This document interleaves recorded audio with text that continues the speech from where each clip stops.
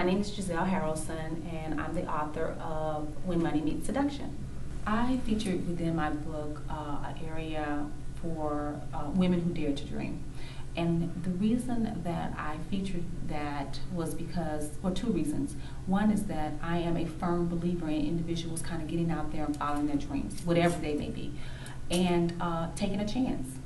And so I featured in the book women who kind of, from their own hard work, dedication, and determination, kind of took that chance. And from that, they had great opportunities that came from. And so it's not something that is geared just toward women. Anyone who has a desire and want to follow their dreams can use the same roadmap or the same recipe, whatever you want to refer to it as, when it comes to you know, doing what it is that they want to do in life. And I just firmly believe in individuals getting out there, taking a chance, and doing what it is that has been put within their heart to do. For me, I truly enjoy reading. Reading exercises my imagination. It really truly does. And my work has been nonfiction, but the piece that I have gravitated into recently has been my screenplay, which is a nonfiction piece of work, and I'm really excited about that. But what I get from reading is that sense of, as I've stated, it just kind of feeds my imagination. It allows me to just kind of think outside the box. I also realize that by writing and the words that I put out there, they really truly impact people. And that's the message that I want to kind of get out there, is that factor that, you know, empowerment, that sense and mindset that anything is possible. So a lot of books that I read are often self-help kinds of books, inspirational kinds of books. But recently, the last two books that I have read currently I'm reading To Kill a Mockingbird, and which is a book that I feel like I'm behind the ball in reading, because a lot of individuals had read that particular book while they were in high school or in college. But I've been hearing so many wonderful things about the book as well as the author, and had just, you know, I said, well, you know what, I'm going to put this on my agenda, and I'm going to actually read this book. And truly, I am enjoying this particular fictional piece of work.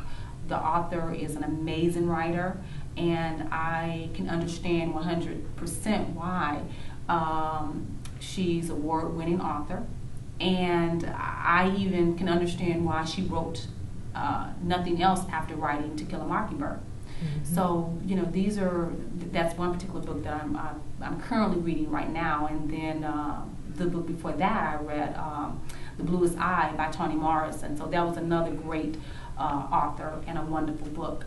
And so I just love the process of writing. I love the process of reading, and I feel that in order to be a writer, you have to be a reader. I do the vast majority of my writing in the wee hours of the night. I am a late writer. I write 11:30, 12, 1 o'clock in the morning, that kind of thing. I know a lot of writers get up early, you know, 4 or 5 o'clock, and they write and they're fresh. But for me, I find that I do better when it comes to writing late at night. And that's when everything's quiet, everything's still, and I can just kind of focus on, you know, what it is that I am trying to accomplish, whatever task it is that I'm working on. But that's a really, really good time for me. I would love to say that I write every day, which I don't. I don't write every day.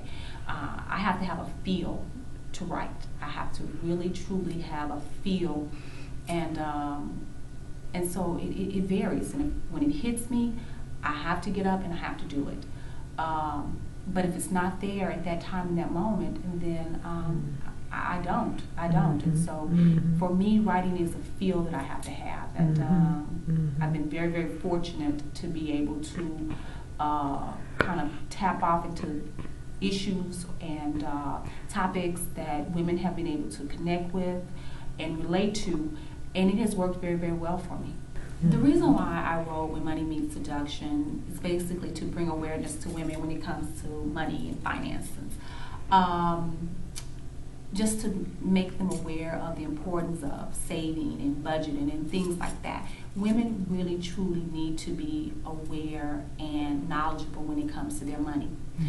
One of the things that I found when I did my first book, and I did a chapter in that particular book on finances, was that in cases of divorce or separation and sometimes death, it is women and their children who suffer financially after these things take place. And so, you know, when Money Meets Seduction, what it does is it gives a really, really great look into the fact that not all is fair in love and war when it comes to being in a relationship with someone who has that sense of power and money. And it takes a really, really good look at that. And what I did was I allowed the stories that I featured in my book to carry my message. And it's a very, very interesting read.